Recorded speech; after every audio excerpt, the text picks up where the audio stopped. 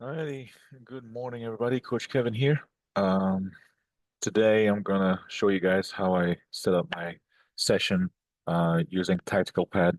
I've been using Tactical Pad for many years now. I think the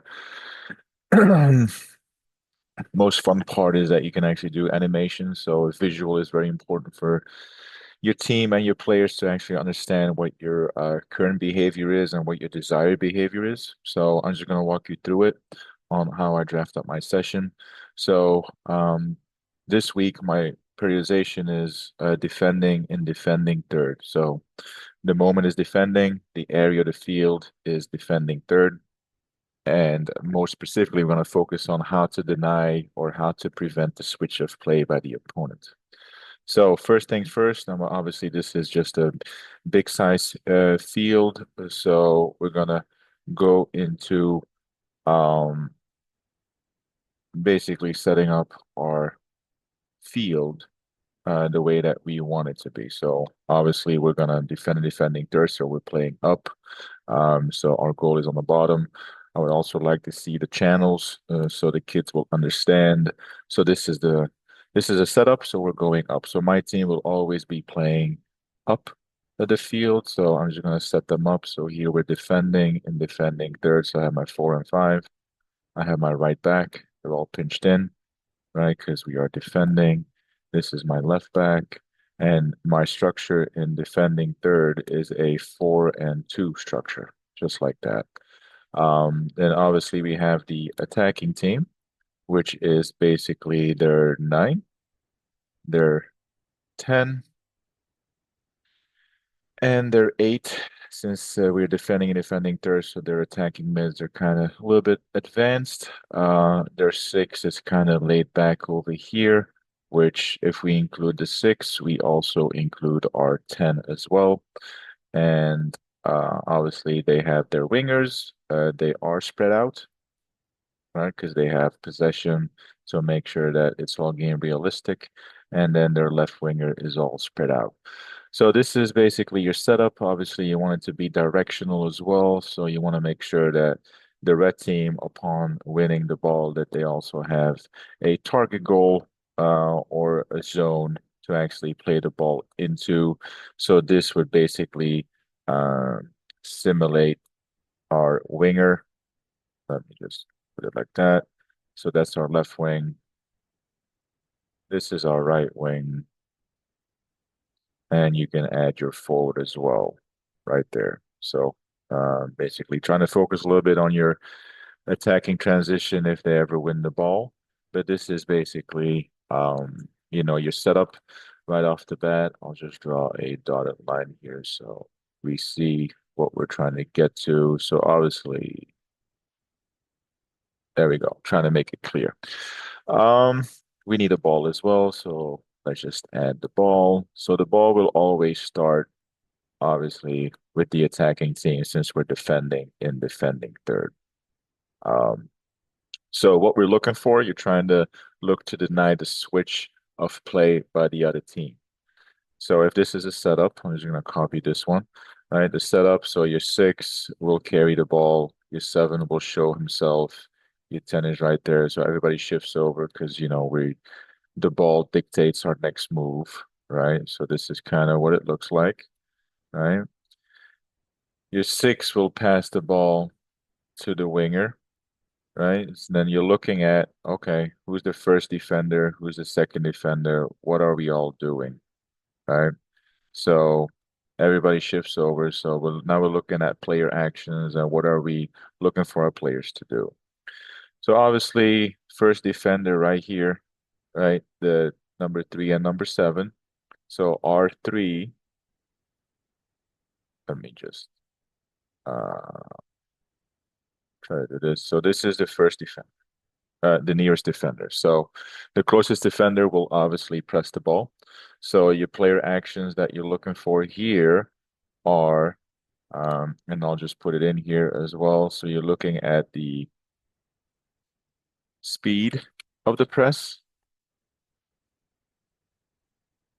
the angle, the timing, the distance, and the body shape of the press.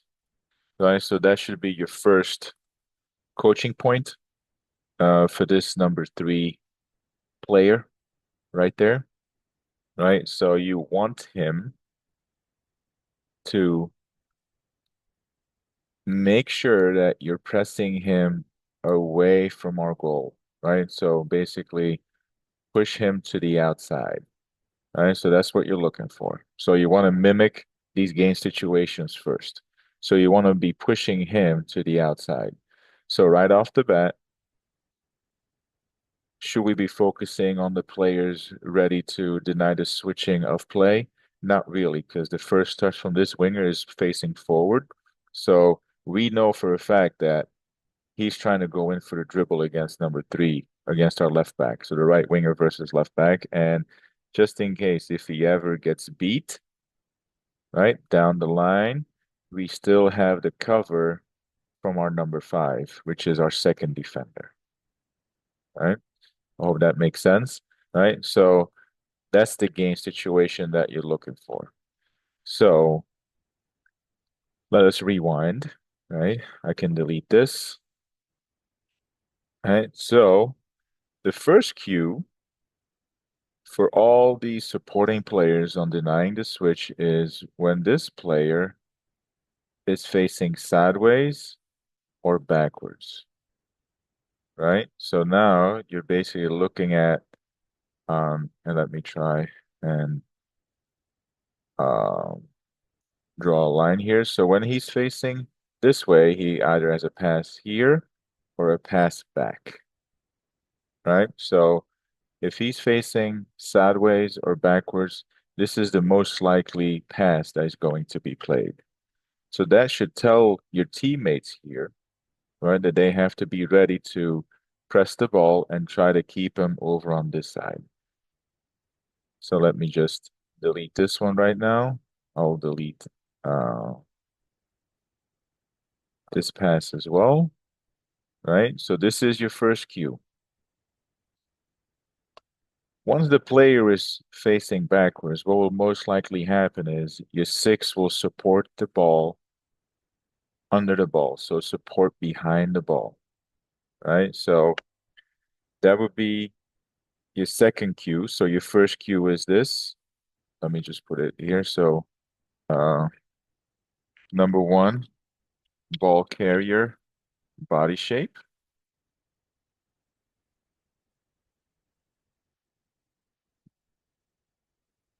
right? Facing uh, backwards, sideways, right? So that's your first one. Your second one is the support of number six, right? Because this move and his body shape will trigger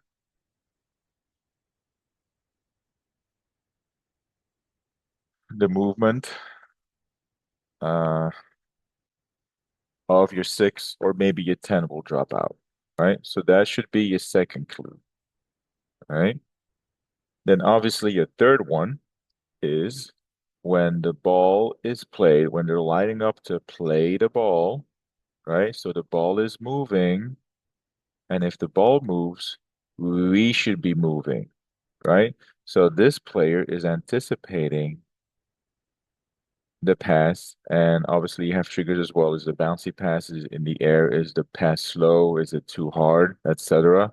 Right? So I'm just gonna add this one. So your number three cue is the uh, actual pass, right? So that's your number three. So basically, you have three clues to be on your toes for your center mids here to deny the switch and the point of attack. So ball is still traveling, right? And the whole idea here is by number 10 is that same thing. You speed, the angle, the timing, the distance of the body shape. So you want to make sure, right, for this number 10, deny time on ball, deny the turn, right? So those are all pretty standard things here that I'm mentioning, right, from number 10, right? So as he receives the ball, you want to have the angled run to keep him on this side, right? So I'm just gonna draw a little square here so you guys understand on who is outnumbering who. But if you want to keep him over here, right, in this space right here, we have four reds and three whites. So we are outnumbering the opponent at this point, right? So this is a 4v3 outnumbering opponent, right? So that's obviously a cue to keep the players on this side, right? So it's a 4v3. So you want to keep them over on this half of the field, on this side of the field, so you can actually trigger, the pressing and the challenge. If you feel you can challenge the ball, right? This is so you basically want to keep them all over here, right? I'm just gonna copy this a couple of times. So still the same thing. If you make the receiving player face to where the ball is coming from, right? You increase your chances of winning the ball and challenging the ball, right? So this is a 4v3. So I just deleted all that kind of stuff, right? So if your angle of approach right here is the correct one, number six will stay on this side. And the closer you push him to our defenders and outnumbering, the opponent here with a 4v3, the smaller the spaces are, the more chances of us winning the ball back, right? So basically crowding the space here, and the smaller the spaces are, the more chances of us winning the ball, right? So it could be number three that goes into the funnel as well because he keeps dribbling, right? There's no way they're gonna get out of this situation right here, right? So either number three can win the ball, right? And then obviously this is an attacking transition, so you're looking for your first action forward, right? And then typically, people will follow, right? We break out, and then that's kind of, the game situation that you're looking for. So denying the switch, right, is it's such a very simple concept, but also hard to execute, right? And I'll just rewind everything here so we see. All right, so I'm just gonna let it play now. All right, so we see what we're trying to do. All right, it could also be number eight or number 10 who checks into that pocket of space there, right? But this is kind of what we're looking for. So I'm just gonna do it quickly on the other side, right? So this is basically our setup. We have a 4-2 structure and number 10 covering their six, and then they have their three forwards and their midfield three. So let's just do this quickly on the other side, real quick, right? So number six, right, a little bounce pass, whatever, right? This is kind of what it looks like. Everybody shifts over like this, right? And then your six plays it to the left wing. Your first defender has the angled approach, right? Pushing him outside.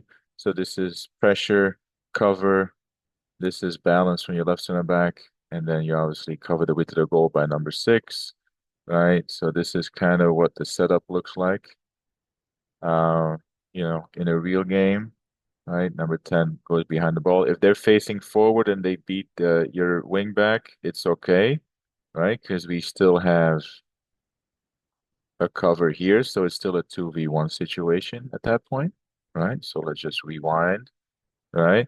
Let's just say that he goes forward and he understands that, he can't beat the 1v1 situation. He's going to turn with the ball inside or backwards. He's going to be facing backwards. So that tells you, right, that these center mids 8 or 10 need to be on their toes, right? Because we trying to read and anticipate the next play.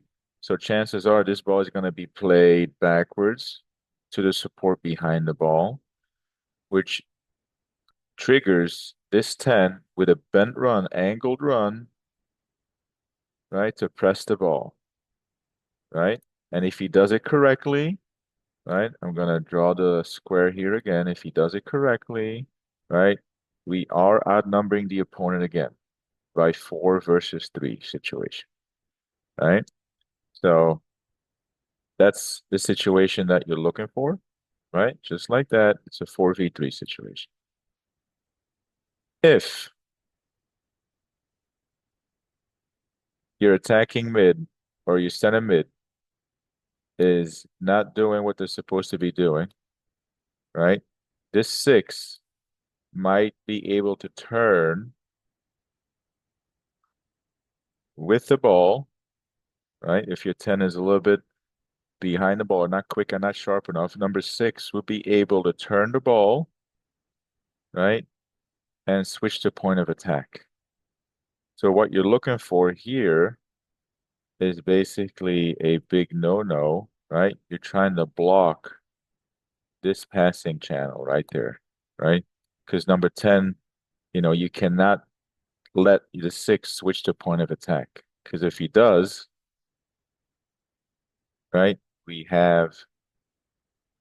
are being outnumbered over on this side, the 2v1 versus your left back, right? So